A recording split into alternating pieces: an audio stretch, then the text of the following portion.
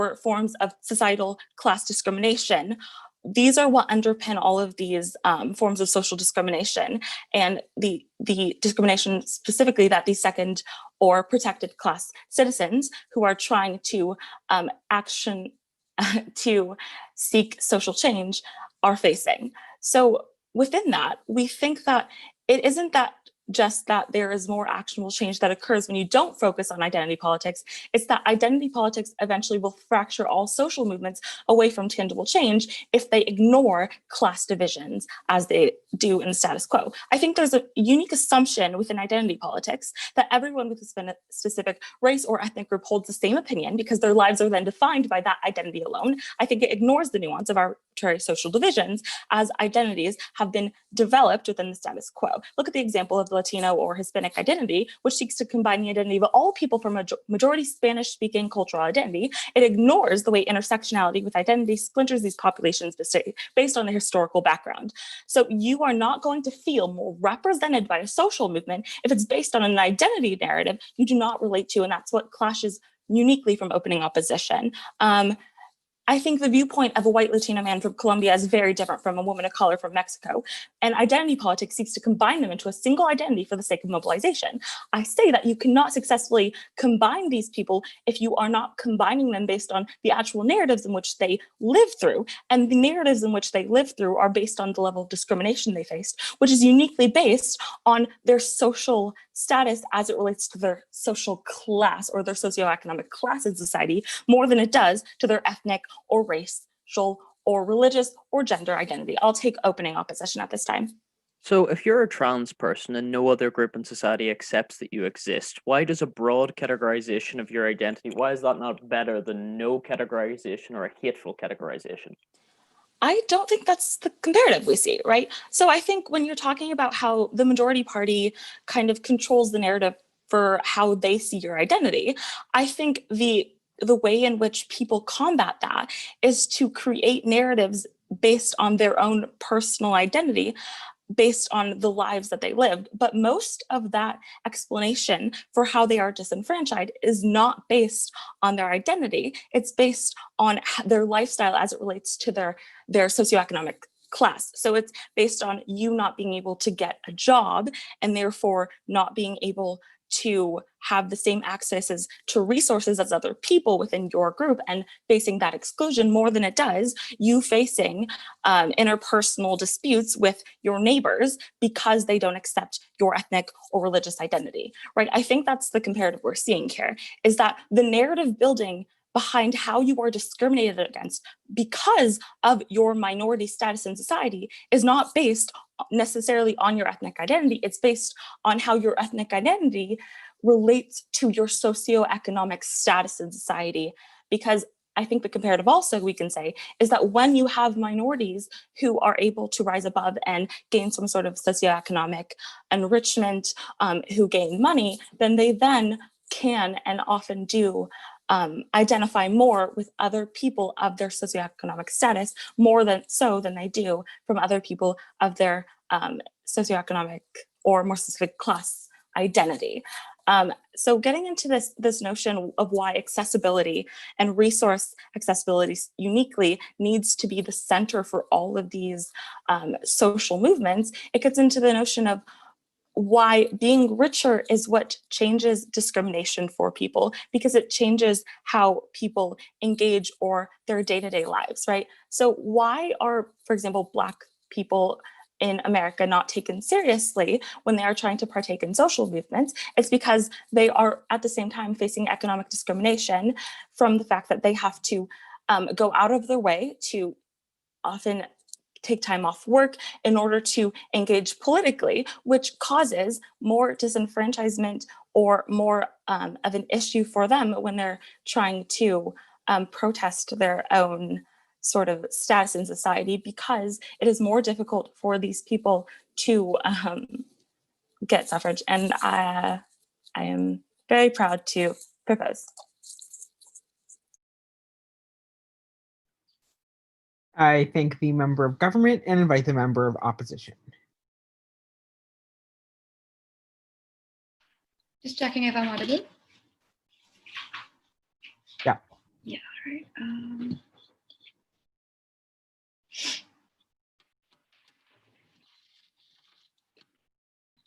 I'll begin in 3, 2.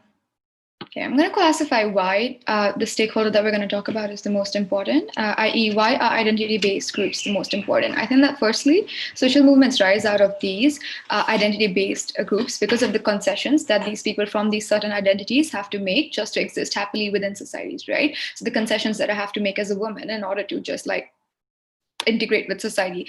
The economic changes that Dinkav is talking about can be achieved through other ways that don't necessarily require you giving up certain part of your identity. But also know that people who don't have problems with their identity within these class group movements are never going to be harmed on either side of the house, right? But if you're going to face certain harms as a minority group or as a group that has a certain identity, socially, we'd rather it's done when you're advocating for your own rights than when you're doing for than when you're making concessions on how you approach this thing. Two things in my speech. Firstly, I'm going to talk about why concessions, why cohesion never truly happens, and how the intertwining of issues that both the GOV teams talk about isn't necessarily the case in terms of deconstructing problems for people that might that advocate for things through their identity and that are crucial to their identity.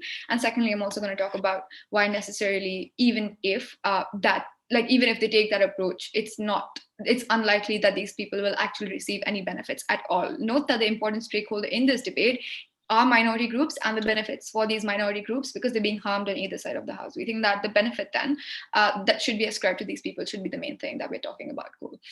Why cohesion will necessarily not happen or is unlikely to be the way that OG talks about. Note that this is also the premise of OG's case, right? Because they say that you can create long-term critical change and things like that.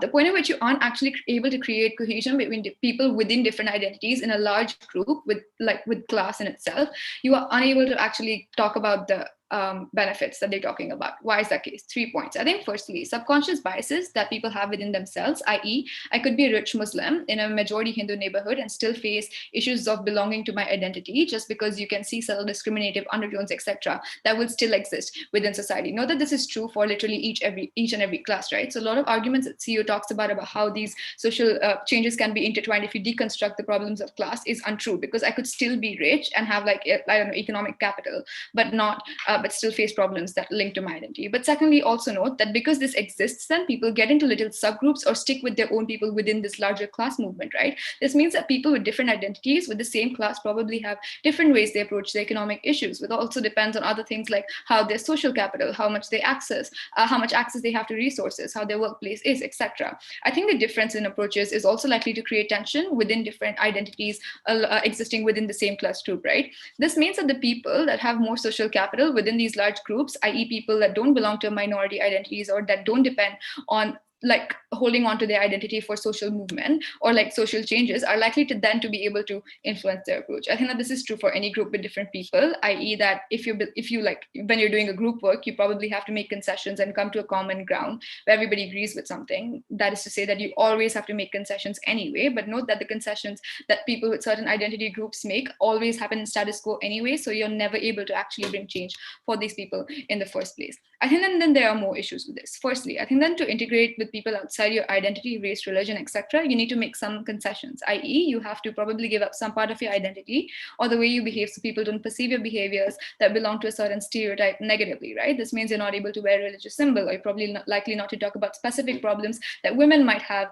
in earning a proper wage and rather talk about common problems that exist with wage gaps and things like that. This means that you're never actually accommodating for the problems that people face because of their identity, i.e. this means you cannot deconstruct identity-based problems from a class-based approach, because you're always going to have to make concession on your outlook for the economic issues to accommodate for a general thing that everybody within the group will agree for. But also note that when you're doing that, you're literally also part of the process of the issue that you face as a smaller identity group, or as of the issues that your identity faces, right? I think that there are multiple harms to this. Firstly, you become a part of the process of the unfair inequalities you face as a minority identity, because you're settling down your own ideas and identity. Because note that a lot of problems that these identity groups advocate for come intrinsically from who they are, from from what identity they belong to. Point at which is settling down that, I think that you become a part of the problem. But also know that this is bad for the group, right? Because it reinforces the structures that prevent you from expressing yourself in the first place. The person they then accept is the person that then you like that the larger group then accepts, or the, I don't know, people in general that exists, that like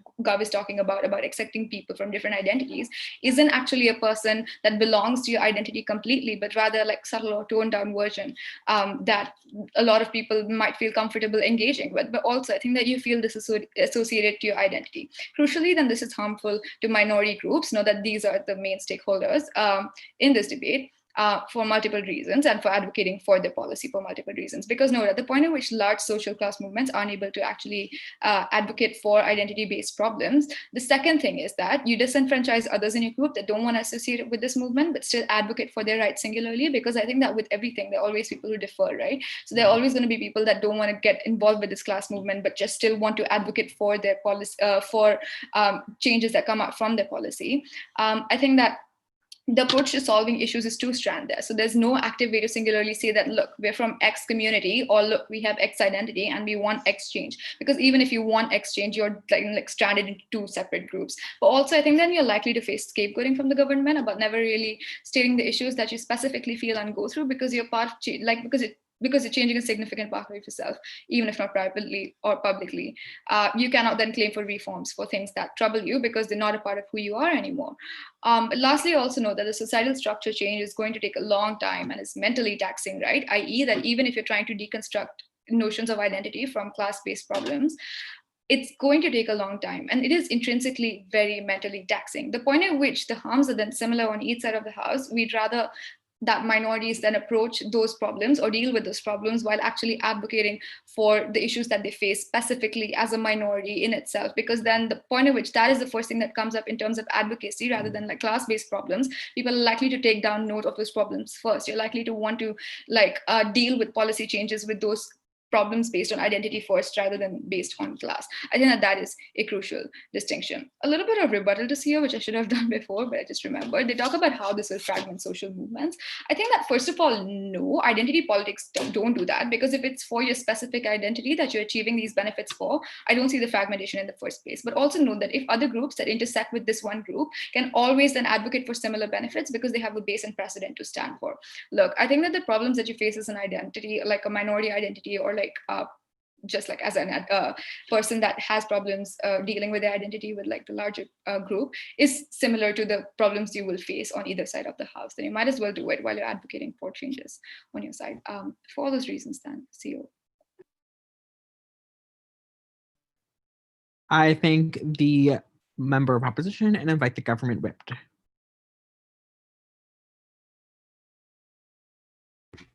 Okay, can everyone hear me? Yep. I will be taking POIs in the chat, so if you put those in there, I'll be sure to take at least one. So I am going to be starting my speech now. Going to be bringing to you, oh, sorry, I didn't start my time. I'm going to be starting my speech now. Going to be bringing to you two crystallizing questions on closing government and ultimately telling you why we win this debate. Our two questions. One, what's going to create the most social mobility within society? And our second question is, what is the aim of identity-based social movements and why have they failed in the status quo? These are two very important issues that I think we all in this debate have agreed are important topics, but that I think we specifically on closing government answer, and we answer the best. Before that, I'll start with some brief rebuttal on what we just heard from our last speech. So what we just got out of closing government is that identity-based groups are so vastly different, but they still face the same discrimination. So they're more likely to be able to come together and solve for these issues. But they disagree on class. They disagree on class differences, so they're more likely to disagree. But here's the thing: when there are social movements that are specifically identity-based, they will be included with the majority of those groups only having that identity, but sometimes allies, but mostly just that identity. But these groups that are based, or these social movements that are based on class, have many more people. So it doesn't matter if there are subtle differences between how people think, whether there are Black people who are rich who don't care about the poor, because there are just such a huge majority of people who all are together on class differences and can advocate for each other. So we think that that kind of solves for the harm that they're talking about, with as far as there being no class differences. They also say that the harms are similar on both sides of the house, so you might as well stay with theirs. But what we think that this means is that the status quo is not really solving for anything. Okay, getting on to our crystallizing questions. The first, what's going to create the most social mobility within society? Having the most empowered and big voices of people within society, and specifically of those minority groups and those groups that are based on identity politics, is what's going to create the most social change. OG tells us that class differences will be a bigger group, they're harder to suppress, and then politics will start to face intersectionality without radicalization, which is an okay argument, but where they fail is in failing to answer the fundamental question which was posed by CO in a POI, which is, how are they really going to be solving for any discrimination? OO tells us that people are afraid to be perceived as racist, and that somehow this is going to help identity-based politics because no one wants to be perceived as a racist, which in the status quo is where discriminate. But we need to face that in the status quo, discrimination is at its highest that it's been in decades. When I post in a POI how they're solving for this rise of alt-right voices, they say the backlash is a good thing. But we fail to see how President Donald Trump calling Black Lives Matter protesters thugs on the internet and raise voices threatening to harm these people is really a good thing. We don't see that this backlash that they're talking about is being fiated in any way in helping these social movements. Instead, what we see is the rise of alt-right groups, and we see the rise of populism leading to a more polarized system within these identity-based groups. So they're not really solving for anything. My partner is the only one to specifically tell you how we solve for cyclical poverty, and we solve for the long-term change of empowering these groups that identity-based politics are based on. And how do we do this? Well, my partner specifically told you that we give them the utility to make change in the long run. CG is the only team that solves for discrimination and class issues and creates the most social mobility within society. My partner is the only person to explain how explicitly linked class and racial differences are, how people use class to discriminate. Identity politics ignores social change within the status quo and ignores the nuance. She tells you how identity politics often seek to combine narratives. And we are the only team to do this. On to our, before I get to my second crystallizing question, I will take OO. In a situation where minorities have less visibility, and this lack of visibility can literally be life or death, surely any increase in this, which creates empathy, means that their identities are likely to be accepted to a greater degree, and therefore they're less likely to die. You see, we disagree with the framing of that question. We believe that you think because there are social movements in the status quo, that somehow this is creating the change that is necessary for these people to die. However, I think we can look specifically to the police brutality in the United States at the current moment, that just because there's visibility does not mean that people are not dying. We still see in high records that every single day more people are being killed by the police, regardless of whether that is on videotape, and this is not creating more empathy. This is not creating more change. The status quo is solving for nothing. And that's why we believe that in focusing on class differences, it would solve for that. And I'll answer that with my second question. What is the aim of identity-based social movements, and why have they failed? The aim of social movements is to elevate the status of groups that have faced discrimination to the path of other people. And the status quo is not a stranger to social-based or to identity-based social movements. And we've seen that they have been failing. We see that the Black Lives Matter movement has been happening since 2012, and they failed to create any substantive change. And this is a specific issue that my partner told you about. Because these groups rely on people of these certain identity-based groups, but there are not enough of them who are participating. we can look specifically to the Black community, which is within the United States, which is largely facing cyclical poverty and severely under the poverty line. These are people who work at minimum wage jobs who are making $7.25, people who are living in like ghettos such as Detroit, and people who are living in communities such as South LA. These people are not protesting, and it's not because they don't want to, it's because they cannot, because they are not economically stable enough to do so. There are millions of Black people, and yet they don't all get to protest because the vast majority of them are underneath this poverty line to a severe level. When movements are focused on solving cyclical poverty, as they would do when they're focusing on class-based politics, then it will be more likely that these discriminatory issues get solved later on. Why? Because when something is focused on class issues and those get solved preemptively, then it gives these people who are suffering under this economic disadvantage more utility in the wrong run. What does this look like? We see that this looks like more of these minority groups in politics. We see that this is more of these minority groups being educated. We see that this is more minority groups having a louder voice within society, which I say is what creates the social change. We see that in the status quo, social change is not only created through social movements, but is also created by these groups who are specifically needed being in politics. We see this with people such as AOC. We see this with the Squad being in Congress, because they are specifically representing a group that they are a part in. And insofar as these groups are economically disadvantaged, they cannot reach the level of being there. Thus, we are the only group to solve for this, and we urge a vote for CG. Thank you.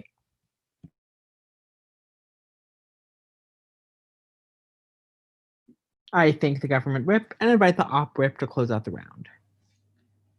Thank you. Just checking again that I'm audible. Yeah.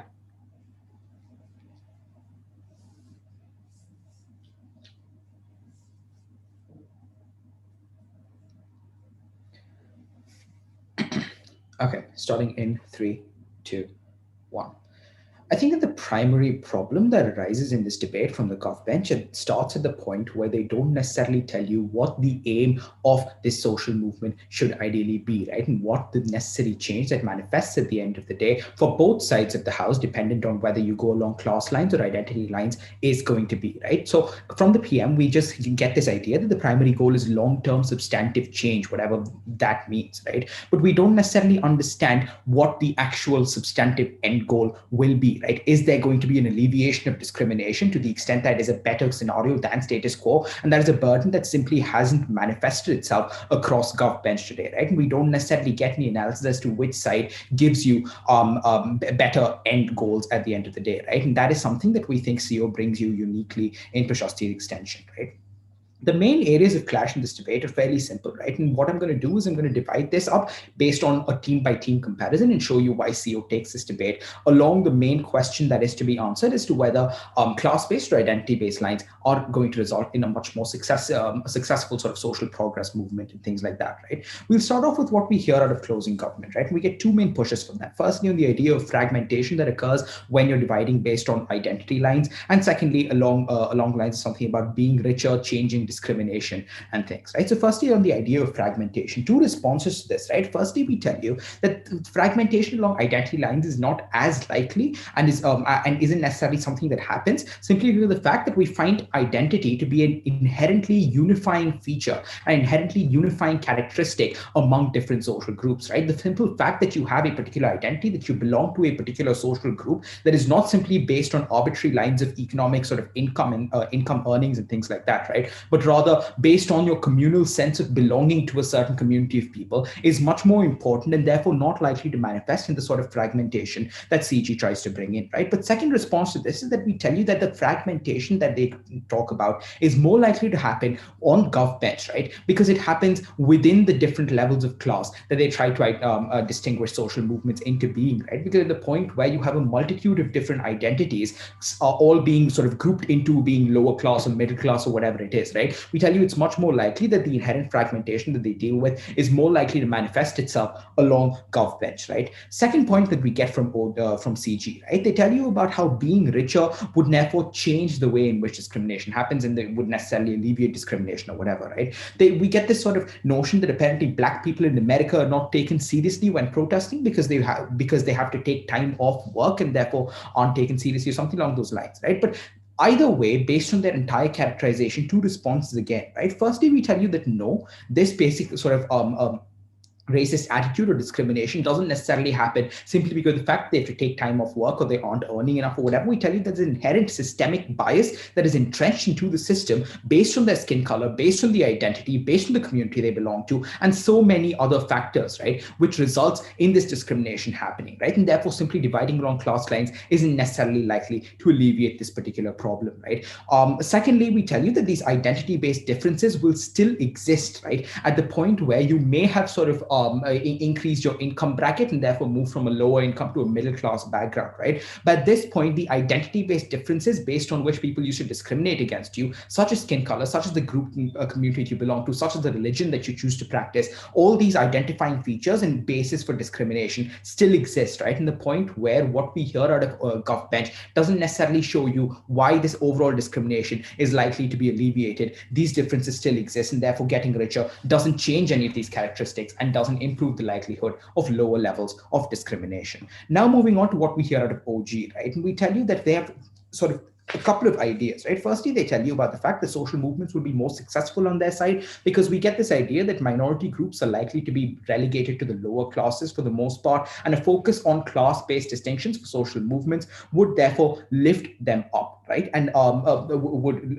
lift them up overall. We get this example from Tunisia about women being recognized as low earners and therefore lower classes and therefore belong to the lower class and therefore being lifted up, right? But we tell you that this isn't necessarily a claim that they can make on their side of the house. We find them to be shirking their burden in this particular instance, right? Because they can't necessarily claim that this is only class-based, because the burden that they have to show over here is that people from different communities, not just women or not just a particular community, but all the different communities form a conglomeration at the low class and can be labeled as belonging to the lower classes. And therefore, there is a unified uplifting process, right? But they can't claim this at the point where their sole example revolves around a community of women as a whole being uplifted, which to me just seems as if it's a social movement based on gender lines and not necessarily on class lines. And therefore, that example doesn't really stand, right? And therefore, the majority of that point doesn't really stand, really. Now, moving on to the second point about identity politics resulting in backlash, right? And they tell you about how it's easier to squash this dissent under status quo, but now everyone bands together and it's all a sort of fairy tale ending or whatever, right? We tell you that this is idealistic at the point where they concede that identity-based differences would still exist even after this sort of uplifting of class movements or whatever, right? Because note that the characteristics that previously discriminated, that were used previously to discriminate against these people along the lines of skin color, along the lines of religion, the community they belong to, will still necessarily exist, right? We get no mechanistic analysis as to why discrimination or identity will still not continue, right? And therefore is more likely to fragment and alienate these communities as a whole. I'll take a quick POI from OG before moving on. Is the government more likely to respond to the demands of a broader coalition or of a fringe group whose policies aren't accepted as society? Right. So I don't necessarily understand how you can claim that minority communities, simply because they have the label of minority communities, it doesn't mean that they're a fringe group, right? At the point where status quo clearly has a lot more attention and focus that is being given to these social movements, right? And where there is a lot more social mobility that is being gained by these people from different communities, we don't necessarily understand how you can characterize them to necessarily be fringe movements, right? But also note the characteristic, the sort of characterization analysis that Prashasti has already brought you as to why differences within class groups are still likely to exist, and therefore whatever sort of majoritarian angle that you're bringing in on your side still doesn't necessarily manifest itself as far as impacts. Why does CO take over OO really quickly, right? A couple of main points. Prashasti extension is much more comparative when she deals specifically with why cohesion doesn't take place, as opposed to the more mitigatory framing of why people might not want to deal with caste-based differences that we get out of OO. Secondly, while OO gives you analysis on sort of why identity helps social movements, we also deal with the actual harms of removing identity from the narrative to focus solely on class, right? And therefore, we're more likely to engage and take down the Gov case more completely, right? We also give you as to why OO needs to prove, if they want to win the clash on top half, that change will definitely happen on their side. Otherwise, top half is at best a wash. But we explain to you by taking government at their best, and it is definitely a bad idea for identities. And still, we try to prove to you exactly why this is better on our side. All these reasons, seal.